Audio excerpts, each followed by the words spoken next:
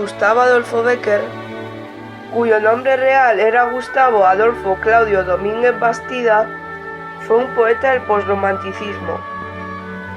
Nació el 17 de febrero de 1836 en Sevilla. Fue el quinto de 8 hermanos, aunque fue Valeriano el hermano con el que tuvo una profunda amistad. Su padre fue José Domínguez Insausti, pintor bien situado en Sevilla, y su madre, Joaquina Bastida y Vargas, procedente de una familia acomodada. El padre de Gustavo adoptó el apellido de Bécquer, ya que eran conocidos por él en Sevilla. Sus antepasados eran unos nobles comerciantes de Flandes, que llegaron a Sevilla en el siglo XVII. El padre de Gustavo era un pintor costumbrista de la época. Tuvo una infancia cómoda y feliz, hasta que cuando tenía 5 años murió su padre. Su madre, con 8 hijos, tuvo que enfrentarse a condiciones muy difíciles. Por aquel entonces, Gustavo estudiaba en el colegio de San Telmo, en condición de huérfano, de clase noble venida a menos, y 6 años después murió su madre. Fue criado por sus tíos. Durante la adolescencia tuvo la atención de dedicarse a la pintura, pero desechó la idea y se alistó en la marina.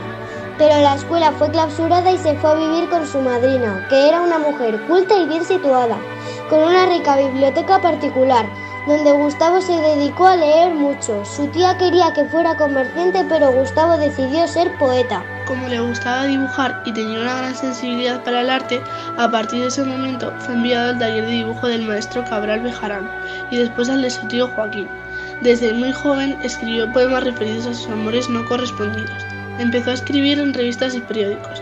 Su hermano Valeriano ilustraba sus escritos. En 1854 se marchó a Madrid, con el deseo de triunfar en la literatura. Sufrió grandes penalidades económicas y sobrevivió en la bohemia de esos años. En esta época contrajo una grave enfermedad, la tuberculosis. En 1860 Rodríguez Correa le consiguió un empleo fijo como redactor en el periódico El Contemporáneo, donde publicó crónicas sociales, algunas de sus leyendas y ensayos.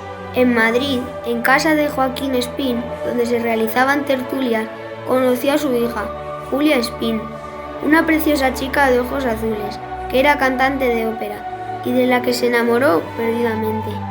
Pero su amor no fue correspondido. Le dedicó la mayoría de sus obras. Fue considerada como su musa. Cuando volvió a Madrid, fue nombrado el director de la revista La Ilustración de Madrid, en la que también trabajó su hermano Valeriano como dibujante. En 1861 contrajo matrimonio con Casta Esteban Navarro. Tuvieron 3 hijos, pero no fueron felices. El poeta se refugió en su trabajo o en las escapadas a Toledo a pintar junto a su hermano Valeriano.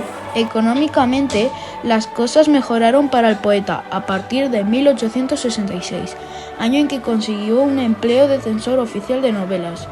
Esto le permitió terminar su libro, Rimas y Leyendas, que publicó en diferentes revistas. En 1868, debido a la Revolución Gloriosa, Bécquer perdió su trabajo y su esposa lo abandonó por este motivo, aunque, según las habladurías, se separaron debido a que ella le fue infiel con un antiguo novio, del que decían que era el padre de su tercer hijo. Después de esta etapa, su hermano Valeriano y Gustavo se trasladaron a Toledo con sus hijos, donde terminó de reconstruir el manuscrito de las rimas, cuyo primer original había desaparecido de su casa cuando fue saqueada en la Revolución de 1868. Tuvo que dedicarse a muchas otras profesiones para poder sobrevivir económicamente, hasta que pudo vivir completamente de las obras que escribía. Su hermano Valeriano murió en septiembre de 1870. Esto hizo que su salud empeorara, agravada por la tuberculosis. Predijo su muerte, por lo que entregó el original de sus obras a sus amigos para que se hicieran cargo de ellas. Murió 3 meses después en Madrid, el 22 de diciembre de 1870. Sumido en una profunda depresión, falleció con 34 años y ese mismo día hubo un eclipse solar. Fue enterrada al día siguiente en el nicho número 470 del Patio del Cristo en el cementerio de la Sacramental de San Lorenzo y San José de Madrid. Un día después de su entierro, sus amigos se reunieron para ayudar a su viuda y sus 3 hijos. Publicaron sus obras al año siguiente.